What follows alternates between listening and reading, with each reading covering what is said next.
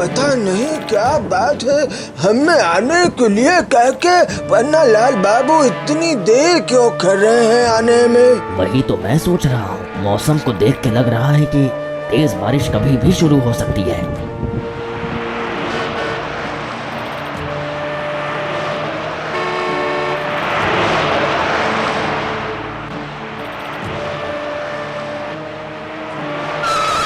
थोड़ी देर और इंतजार कर लेता हूँ, फिर चला जाऊंगा।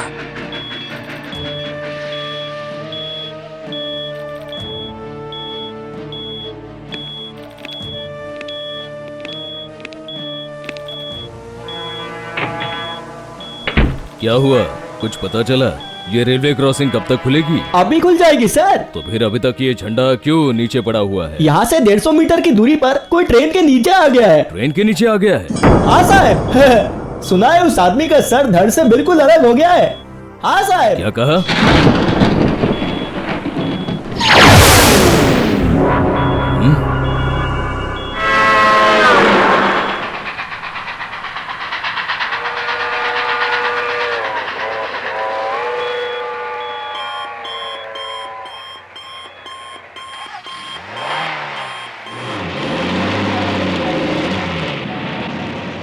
आज बाजार में पन्ना काका ने कहा था कि एक नई कहानी सुनाएंगे, इसलिए मैं भाग के आया हूँ। बिल्कुल सही कह रहे हो। असल में पन्नालाल बाबू इतनी अच्छी कहानी सुनाते ही है। बस कहानी सुनाते हैं, उनका व्यवहार भी तो बहुत ही अच्छा है। रेल में इतने ऊंचे ओहदे पर काम करते थे, पर जरा भी घमंड नहीं है। लगता है वो आ गए हैं।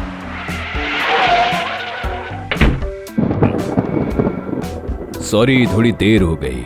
दरअसल हमारे यहाँ का एक आदमी ट्रेन के नीचे आ गया है और उसका सर धड़ से बिल्कुल अलग हो गया है, इसलिए कुछ एक घंटे के लिए रेलवे क्रॉसिंग को बंद कर दिया गया था।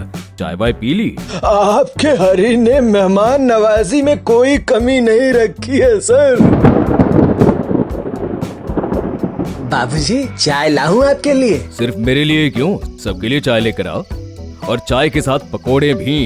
क्यों, चाय के साथ पकोड़ों पर किसी को कोई आपत्ति तो नहीं है ना? अरे इसके साथ आपकी कहानियाँ भी तो रहेंगी ना? अरे रहेंगी रहेंगी, जरूर रहेंगी। तो फिर हमें कोई आपत्ति नहीं है। इसे कहा जाता है एक मनोरंजक शाम। आहा। आज मैं जो कहानी सुनाऊंगा वो कोई मनगढ़ंत कहानी नहीं है, बल्कि वो एक सच्ची घटना है, मतलब रियल लाइफ स्टोरी। उस समय मैंने रेलवे में ज्वाइन किया था और मेरी पोस्टिंग हुई थी गांव के स्टेशन पर। वहाँ के स्टेशन मास्टर थे मेरे अपने बड़े मामा। अरे आ पन्ना, तेरे यहाँ ज्वाइन करने की ऑफिशियल चिट्ठी मुझे पहले ही मिल गई है। बैठ, एक जरूरी बात है सुन। मैं कुछ दिनों के लिए ट्रेनिंग पर जा रहा हूँ और जब तक मैं नहीं रहूंगा तब तक ये स्टेशन तुझे ही संभालना पड़ेगा, समझा ना? है? मैं? अरे हाँ रे, चिंता की कोई बात नहीं है। पूरे दिन में मात्र 4 ट्रेनें ही चलती हैं। दिन में 2 लोकल और रात में मात्र 2 एक्सप्रेस ट्रेन। पैसेंजर भी बहुत कम ही होते हैं। मैं तुझे सब समझा बुझा कर जाऊंगा, समझा?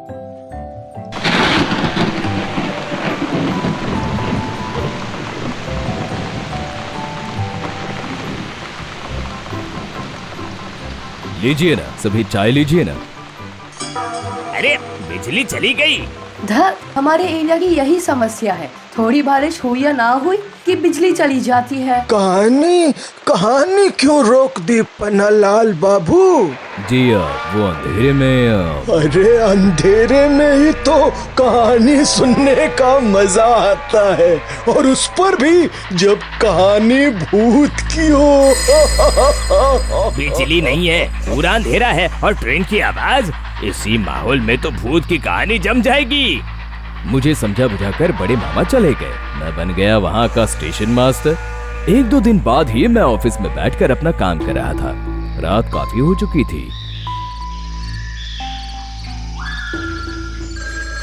तभी जोर से टेलीफोन की घंटी बज उठी।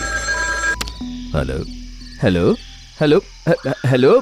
स्टेशन से आधे मील दक्षिण में रेल पटरी में दरार दिख रही है और 1 घंटे बाद उसी पटरी से एक एक्सप्रेस ट्रेन गुजरेगी। रेल लाइन में दरार? हेलो हेलो, आप कौन बोल रहे हैं? कहाँ से बोल रहे हैं? Hello hello hello. Line cut गई। कौन बोल रहा है? कहाँ से बोल रहा है? कुछ भी तो नहीं बताया। पर अगर रेल पटरी में दरार है फिर तो बहुत बड़ी मुसीबत हो जाएगी। बिहारी, बिहारी, क्या हुआ साहब? अभी तुरंत ट्रॉली वैन निकालो। क्यों साहब? स्टेशन से आधे मील दक्षिण में पटरी में दरार देखी गई है। ये कैसी बात कर रहे हैं साहब? आज शाम को ही तो उस पटरी का निरीक्षण करके आया हूँ। वहाँ तो कोई भी दरार वरार नहीं थी साहब। पर अभी तुरंत एक फोन आया था। आपको फोन आया था? साहब कहीं किसी बूढ़े का तो फोन नहीं था ना साहब? वो चाहे कोई भी हो, पर हमें तो जाना ही पड़ेगा। रिस्क नहीं लिया जा सकता है। बाद में कहीं दुर्घटना घट गई तो सर्वनाश हो जाएगा। ठीक है साहब, अच्छा ठीक है, जब आप कह रहे हैं तो। बड़ी वाली टॉर्च लेनी पड़ेगी और साथ ही मामा जी की बंदूक भी लेनी पड़ेगी।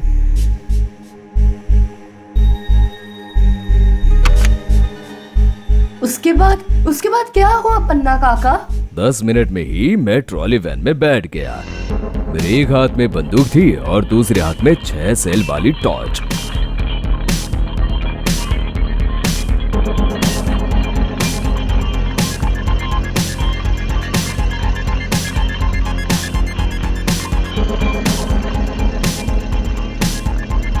अच्छी तरह से दोनों तरफ पटरी की ओर देखते चलना बिहारी। आप उस सब की बिल्कुल फिक्र मत कीजिए साहब। अगर पटरी पर कोई दरार हुई तो वो मेरी नजरों से कभी भी बच नहीं पाएगी साहब। हाँ।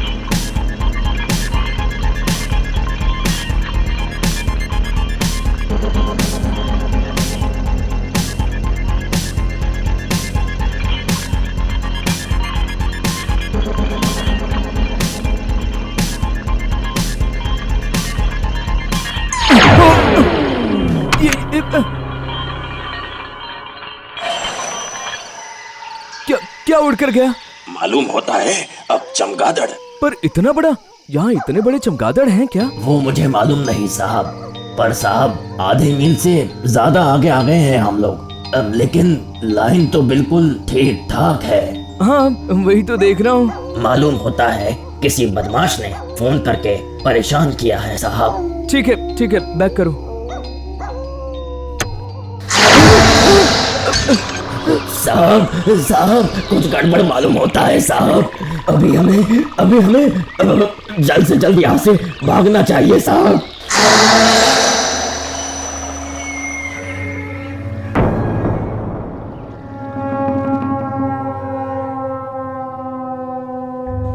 मत जाइए साहब, मत जाइए। कौन है वहाँ? क्या हुआ? जवाब क्यों नहीं दे रहे हो? कौन है वहाँ? अगर जवाब नहीं दिया तो मुझे बंदूक चलाने पर मजबूर होना पड़ेगा।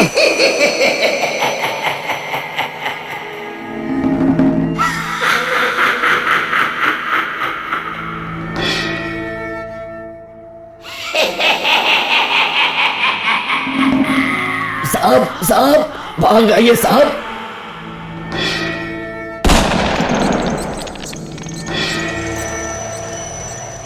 ये सब क्या हो रहा है?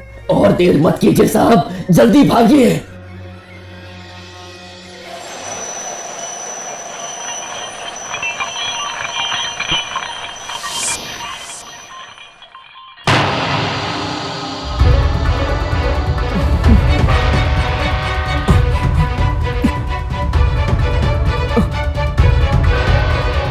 अरे पटरी से हट जाइए, ट्रेन आ रही है। अरे हट जाइए, वरना ट्रेन से कट जाएंगे आप।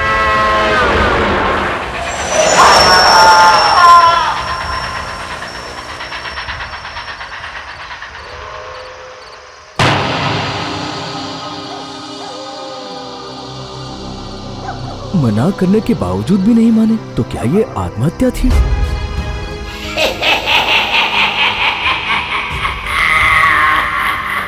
भागिए साहब, भागिए, जल्दी भागिए।